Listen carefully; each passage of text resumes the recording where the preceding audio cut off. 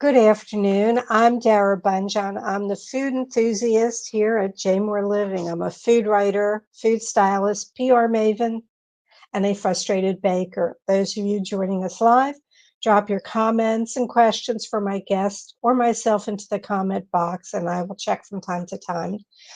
Forgive the delay. We had to start an hour later because I got the time zone screwed up. But we're here, we're live, and Susan is waiting to come in. Let me fill everybody in on our guest. This week's guest is Susan Herrmann Loomis, an award winning writer, journalist, professionally trained chef, cooking school owner, and teacher, expert in the history of French gastronomy. Susan is a best selling author of 14 books about food, including En route to Cannes, a narrative about her life, and Olivier Loomis, who has lived in France for nearly 30 years, I think it is, she'll correct me, operates En route to Cannes, a cultural and culinary cooking program from her 12th, 13th, 14th, or 15th century home. I had a lot of different things screwed up in my notes in Louviers, France. Let's bring in Susan and she'll clear up the confusion.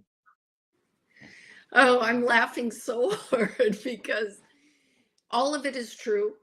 The house is 11th, 12th, 15th, and 17th century because there are lots of different parts of it. And I've been in France for 34 years. I came twice though. I came and then I left and I came back. Well, let me say bonsoir, mon ami. Bonsoir. Excellent pronunciation. Okay. Des bonbons en a sorte. Wait. Do it again. Des bonbons à de sorte and de sorte. From candy Trick to or treat. dessert. Oh, Trick or treat. trick or treat. Oh. Des bonbons ou un sort? Okay. Well, I told you I'd screw it up. No, but you did great. I just wasn't clicked into Halloween, although there are like 8 million kids out there dressed up like, axe murderers, walking around the streets of Louviers, which is where I am right now. And they all look so cute. And, it's not a French thing at all. And for some reason this year it's huge. Well, I was reading, and then November 1st is All Saints Day. Yes, it is. That's Monday. Okay. So is All Saints Day. Okay. And I didn't turn off the sound here. There we go. Covering all the bases here. Um, what's on your plate today other than doing the show? Oh, God. Excuse me. I'm moving out of my house. I've sold it. And it's my family home. I raised my kids here. Started my cooking school here. It's a big deal.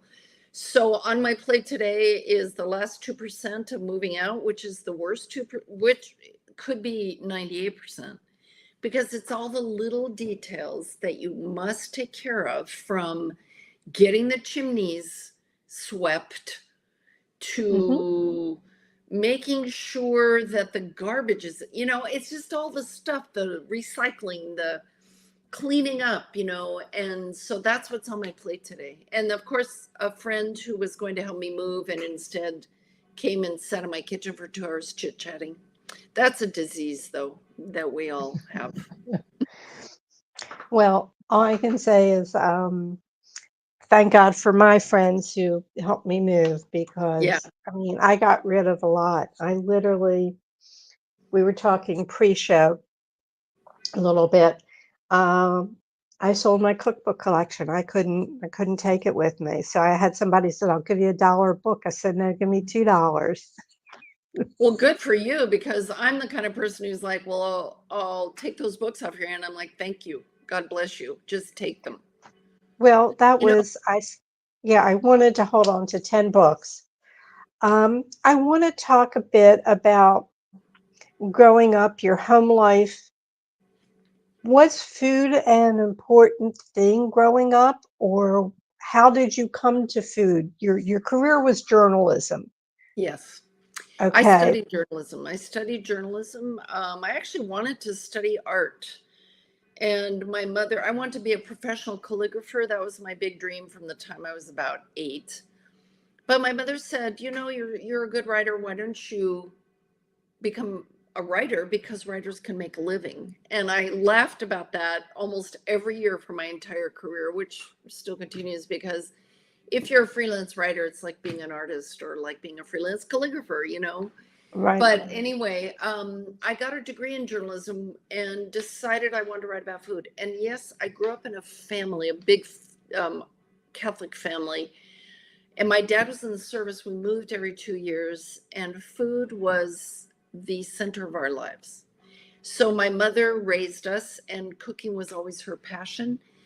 And she was more of a cook who used recipes. But her mother, my grandmother, was I don't know, she was just the most intuitive cook. And I spent lots of time with her. So between them, I grew up, loving to eat. And then once my older sisters got out of the house, they'd be in the kitchen making cookies. And I think, what a dumb thing to do. But the minute they left, I was in the kitchen. And I really never left. The first time you went to France, now your father was in the service, so you were raised in England. Was it England and then to Yes, England and Germany. So I had very crucial moments, like a 3.5, 4 year period in England. So I, became pretty English at that time. And we were in Germany, and we were all over the place. So coming to France, to me, we were mostly, after Europe, we were stateside, but it made it, I think, easy for me to come to France, because for me, it was just another move, you know. And I'm always been sort of, wherever I'm sleeping is kind of where I live. Don't get that freaked out by differences. So my first trip to France was to interview at La Varenne École de Cuisine, which I ultimately attended as an apprentice. And that's where I got my formal training. Right, and so many people have come out of La Varenne, Stephen Reichlin, just a number of people. And does it still exist now? No, it's been gone for a long, long time. It had a great run. I honestly don't know when the Willens closed it. I don't know, because, we were launched into life, and I just never looked back. Yeah. In terms of, I never had time. Is that how you got the job with Patricia Wells and working with her on the Food Lover's Guide to Paris? It Tell us more about was, that. yeah, because she came to speak to the apprentices, and I went up to her afterwards and I said, look, if you ever need an assistant, I'm your person. And she did. And it's just been a love affair of life. We're still really, I would say, like sisters now. It's been more than 40 years. And I was her assistant. So she would be out at restaurants, and I would be in her kitchen testing recipes. And then she hired me to work with her on the Food Lover's Guide to Paris. And we did that. And that was great. That was a moment of hilarity from the very beginning till the very end. I mean, it was just great. Unbelievable. Well, being able to go to all these cafes and that's not a tough job. Well, Maybe break. it's not a tough job. It was a lot of work in the sense of documenting. And, we didn't have, I would go home after a day of wandering the city, having had lunch, whatever. Of course it was all fun, but you're taking notes the whole time. Then I would go home and sit at my little typewriter with my carbon paper and 2 pieces of paper and type up my notes, 1 copy for Patricia and 1 for me. So we didn't have Post-its, we didn't have cell phones, we didn't have computers. And, the main thing is made the day longer. And I think about it now, and I think, how do we operate without a Post-it? How do you do that? But we did. Right. And we still find ourselves going back to places all these years later that are still the same and still fabulous. That's what's great. Well, maybe if somebody's going to Paris now, where should they go? Oh boy. You know, it's funny. Oh, there's so many good places, but there's some standbys. So there's a restaurant called La Cagouille, which is all seafood, and I swear, same owner than when he was put in the Food Lovers Guide to Paris. There's Le Bistrot du Dôme, which is another wonderful seafood spot. There are a billion places. I love a place called Au Bon Georges in the Ninth. There's Pontruche, which is also in the Ninth, and then there's a little tiny neighborhood place called Le Troquet in the 15th. But every neighborhood has its places, and I kind of go for more French nostalgia rather than hip Asian fusion. But we just went to a restaurant. Oh my goodness, I'm just gonna look up the name in right across from the Senate in the 7th. Oh my God, it was delicious. And I will give you the name. I shouldn't do this because now it's going to be crowded, but let me see if I can find it. It was a little bit Asian, Thai, South American, French, but really coherent. Well, I can't find it, but I'll send it to you and you can put it in that or your, you can put it in the comments of the show and yeah. people can find it there. Anyway, it was great. So, you know, Paris is a vibrant place when it comes to food, and restaurants are opening and closing all the time. So it's a little bit like quicksand. Right. And you know, when you live in a neighborhood, you establish your favorite cafes, and I've realized that takes about 2 years to get your food. I don't know if people can hear it. They're mowing the lawn, so I'm having a Yeah, I little can bit. hear it a tiny bit, not a lot. Yeah, I'll just put my hand over the microphone, but it's affecting me. Um, I want to just tell people about En route Tatan. I don't want to spend a lot of time, but it's such a great story. And her book, En route Tatan, goes in depth. We've talked about that it was 13th, 14th, 15th, and 12th century. Yeah. There was, what was it, 1647? This is Halloween sort of thing. Two priests were burned as witches. Oh, in Louviers? Yeah, No, 1647. there was a priest who was hung and burned. That's true. He wasn't a witch. He consorted with, he was accused, oh God, that was a mess. He was accused of raping the witchy nuns, Right. which he did not do. Right. But And it was a messy time. yeah. And the house was a convent. Yes, for 300 years it was, but that was even before. Right. That was even previous, yeah. But there's so much to the building now. It, your husband, your ex, was a sculptor, but he helped build this beautiful kitchen that you had. Oh, he did beautiful work here. Oh my God. I mean, he sculpted this house back to life. He really, really did. And there's not a false note in, especially in the kitchen. It's just a wonderful kitchen. Well, I see. I something about you have an August stove, but you use coal to fuel it. Well, I don't use it You anymore. had It's a wonderful piece, and I had it for about 10 years. It is a lot of work to keep an aga going. You've got to be around every day, and I loved it because the aga it's hot 24/7, and with mine you just had to keep feeding it. And so I always had two ovens at the ready. And believe me, that doesn't sound like much, but oh my God, when you have two ovens at the ready, you just have instant cookies all the time, or cakes, or roast chicken, or, you know, I loved it. I loved it. I loved it.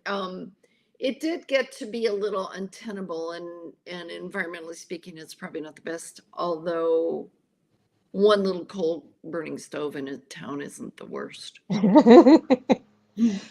I used to demo Aga stoves.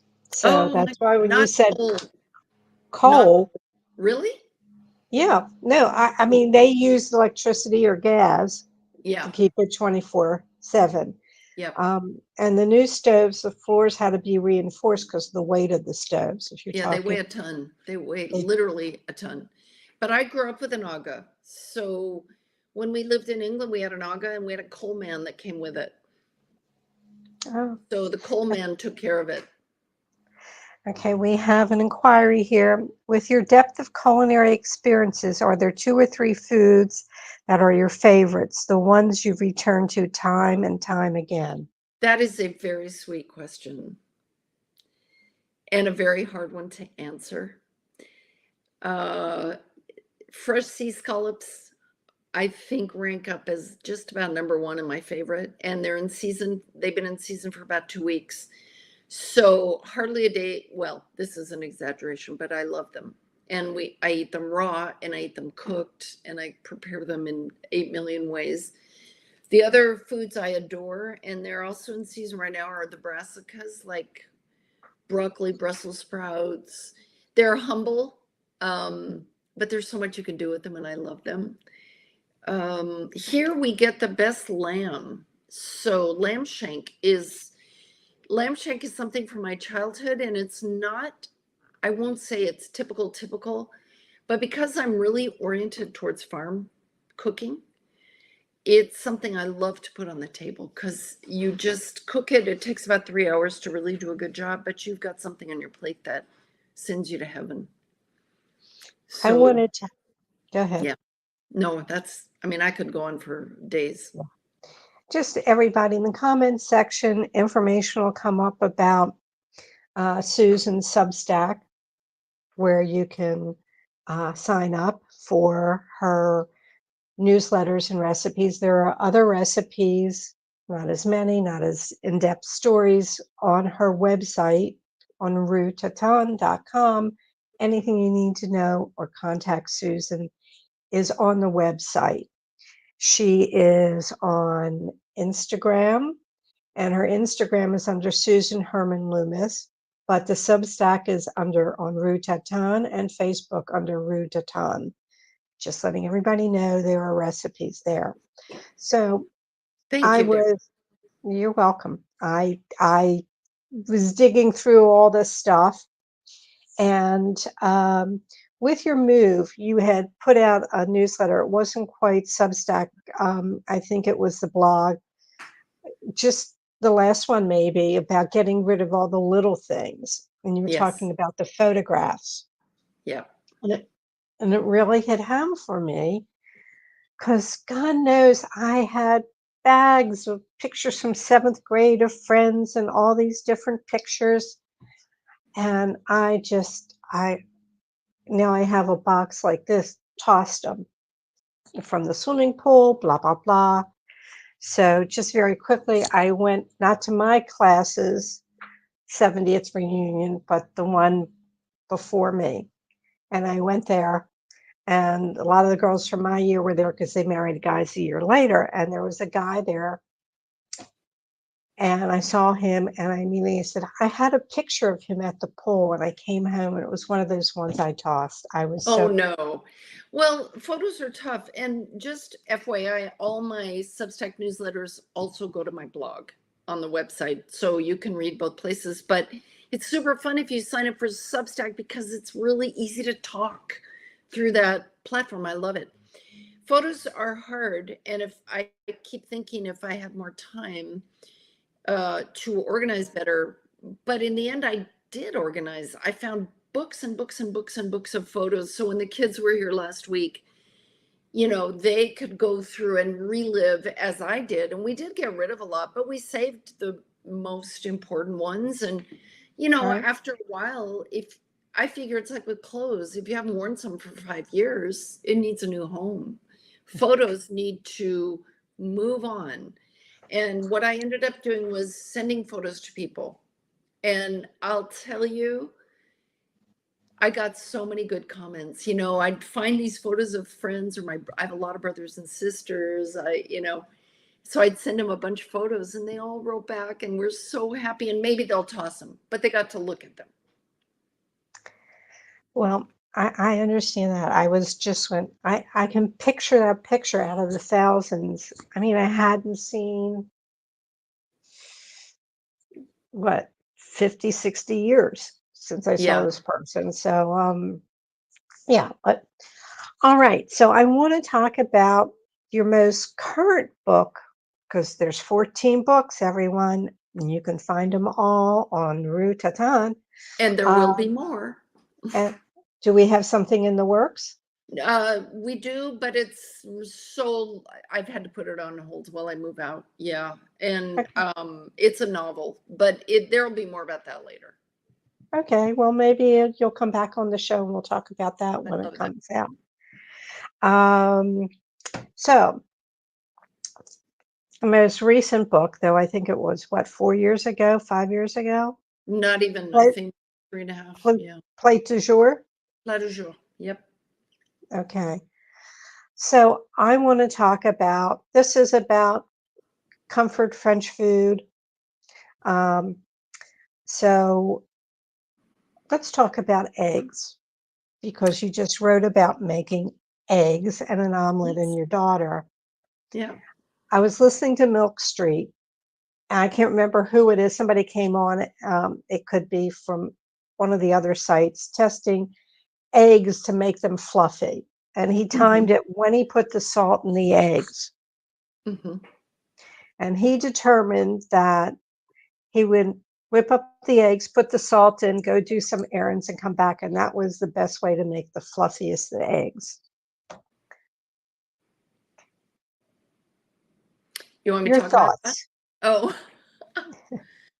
well, God bless Milk Street for giving us the precision that we all crave. I do not do that because I guess fluffy isn't my goal. I don't even think about it actually. Um, so I make an omelet. I make the kind of omelet that you get at a French cafe. So it's food, it's an omelet is a 5-minute meal from pretty much from start to finish. Right. So I whisk my eggs, not too much. I season them not too much with salt and pepper, not always pepper. And I put herbs in, usually. Maybe I put a tablespoon of Parmigiano Reggiano because it doesn't get gooey. And then there are two tricks that I use. And one of them is I cook them in butter, the omelet in butter or butter and olive oil. And I like it wet. And I'm also not of the school that demands an omelet that has no color. I like a little gold, and there are people who will, tear their hair out and look like Serena if you say that, because when it gets a little golden, it is true that it hardens, I mean, infinitesimally. I don't take it till it's brown, but I love the color, the appetizing color. So, and then the French, they call their omelette baveuse, which means drooly, so that when you cut into it on the plate, there's a little sauce that comes out. Yeah. And I will tell you that that is a good meal. I mean, in fact, it's dinner time for me right now, and that makes me hungry. And you are the apostle of tartatin. Yes, Tartatin. I am. True. That's true. Okay. Well, I once made this. I had company, and I'm one of these people. I try out recipes. I don't test it before people come. You're brave. I'm brave, right? So, of course, the apples, it didn't caramelize. It was there forever. It was not caramelizing. And I put the puff pastry and I turned it out and it was all wet. And I just got some bowls, put it in and put ice cream on top of it. So was tartatin pudding. Yeah, something like that. So if you want to learn how to make the proper tartatin, um, check out the blog. I just had to do this now. Suzanne doesn't write about everything French. I mean, she does, but she's done books on seafood. She's done Italian cookbooks, done a cookbook on nuts. You can look at the range, but you are golden if you have any one of them. You should have more than one if you're into cooking, should be on your shelves. So let's talk about what's going on now. You are going to be leading a trip to Provence for the Old Ways cultural food traditions. Yes, I've worked in the past. It's been a long time with Old Ways, and they contacted me recently. And so I'm delighted. I think we'll be together for a week in Provence, and I will be the food expert on the trip. And I love being the expert. I just love it. You have to kind of shut me up.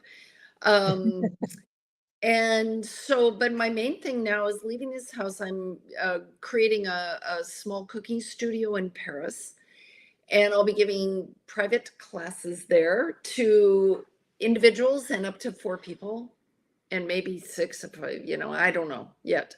But that's where my business has gone. It, has evolved.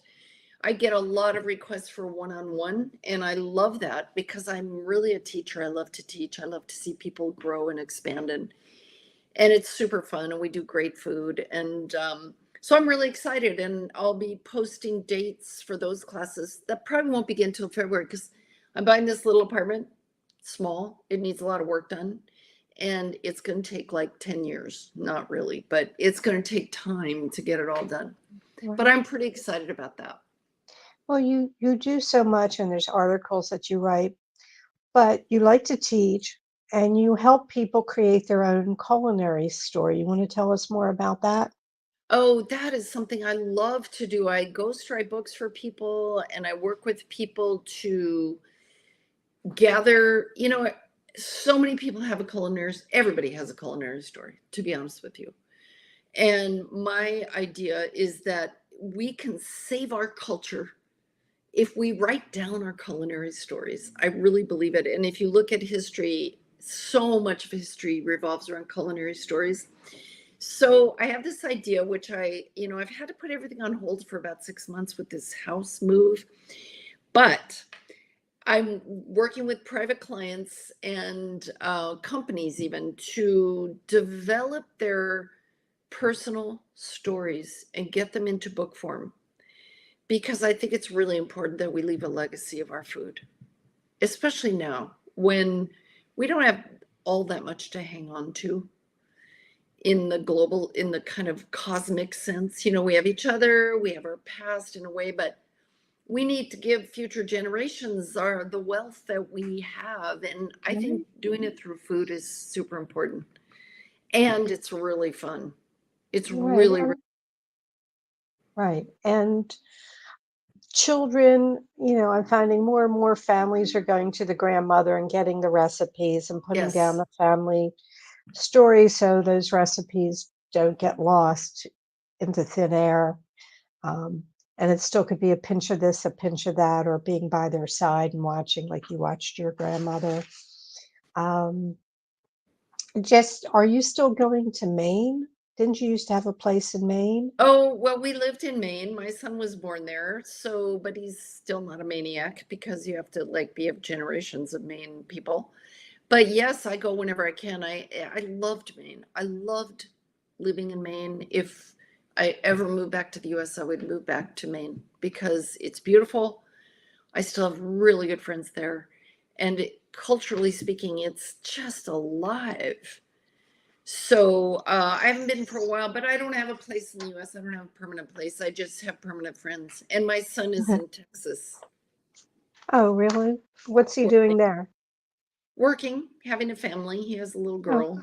I didn't Yeah. know if he had picked a food career or of any He's got that in his bones, but no, he did fine art and now he's doing, he's working for a company doing something. Okay, got it, got it. He's like corporate person. Okay. For now. Um, Yeah. yeah. Yeah. In reading, Julia Child, you had a friendship with her, wasn't she in Maine? She had a house, yeah, so I do, and, it's funny going through my papers, I have a raft of letters, and I mean to call the Smithsonian, but, yes, she and her sister had a place not far from us, and I won't remember the name, but she would come when she was driving up, she would stop at my place and we'd have lunch. And the first time, of course, I was super nervous. Oh my God. Can you imagine? But she is such a great person. And so we'd visit, and then I would stay with her in Cambridge when I was, because the thing about Maine is super far. So if I was going to New York or something, it would be a great stop off to spend the night. So I got Yeah. to know Julia pretty well. It's I was amazing. lucky in that regard. Yeah. Yeah. The culinary world is really a small world. We start talking, and this one knows that one and knows that one, and we're connected. Um, what did I want to do? Well, I've had you here for a good 30 minutes. Why don't we? I told you it's hard to shut me up. I could keep you whatever you want to cover, and the door is going to be open in the very last question, so you can take as long as you want. Thank you. Okay.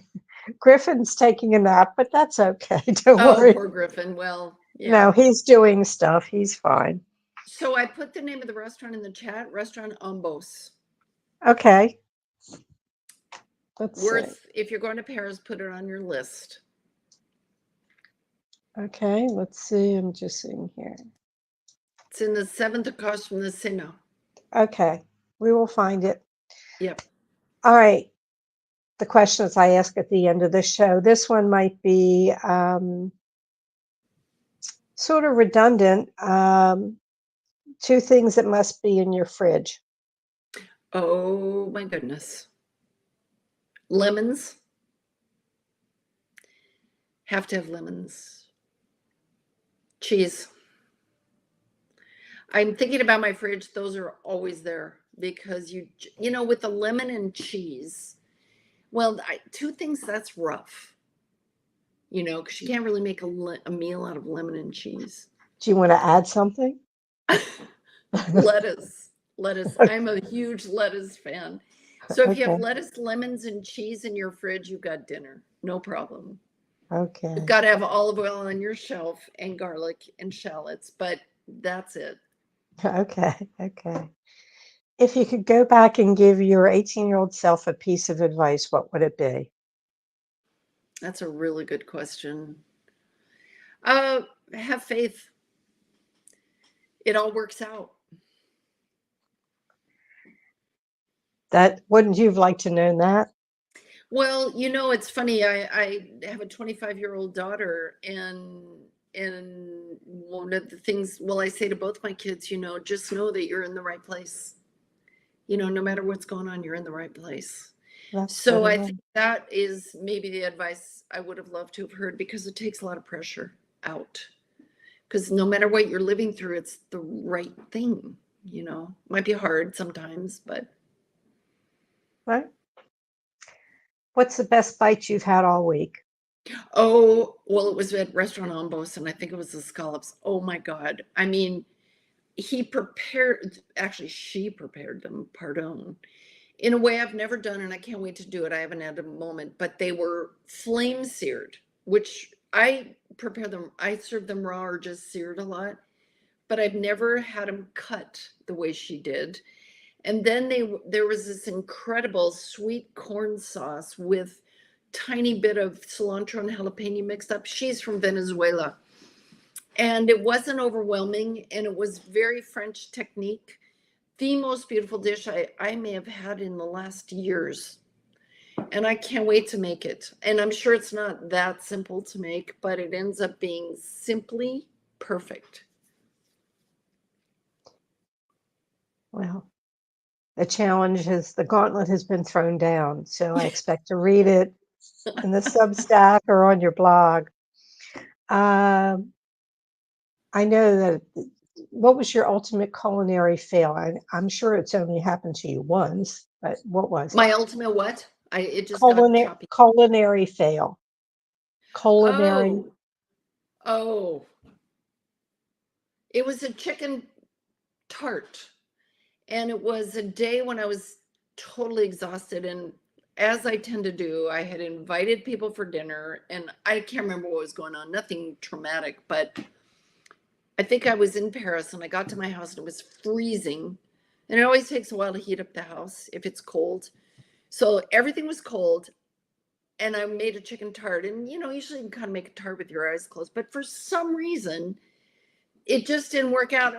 My friends were so sweet. And finally, they looked at me and I looked at them and I said, you know what? This is really bad. You don't have to eat it.